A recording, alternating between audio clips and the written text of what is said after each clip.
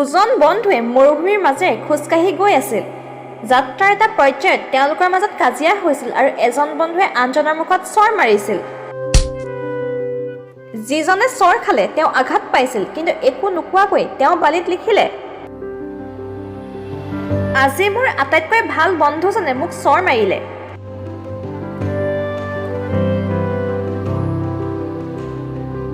তেওঁলোক খোজকাঢ়ি গৈ থাকিল যেতিয়ালৈকে তেওঁলোকে এটা নিজৰা বিচাৰি নাপালে, য'ত তেওঁলোকে গা ধোৱাৰ সিদ্ধান্ত ল'লে।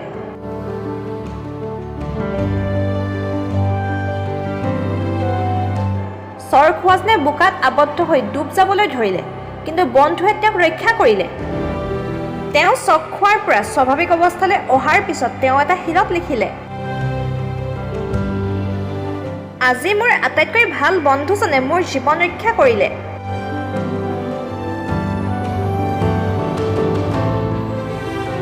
প্ৰিয় বন্ধুক প্ৰথমে চৰ মাৰি পিছত ৰক্ষা কৰা বন্ধুজনে তেওঁক সুধিলে, মই তোমাক আঘাত কৰাৰ পিছত তুমি বালিত লিখিলা আৰু এতিয়া শিলত লিখিছা কিয়?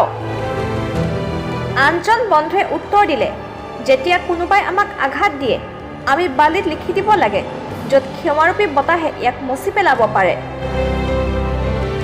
কিন্তু যেতিয়া কোনোবাই আমাৰ বাবে ভাল কাম কৰে আমি ইয়াক শিলত খোদিত কৰিব লাগে, য'ত কোনো বতাহে ইয়াক কেতিয়াও মচি পেলাব নোৱাৰে।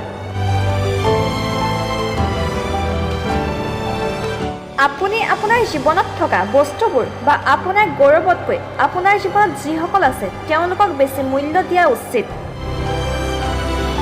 আপোনাৰ বন্ধুত্বক পালন কৰক আৰু তেওঁলোকৰ যত্ন লওক।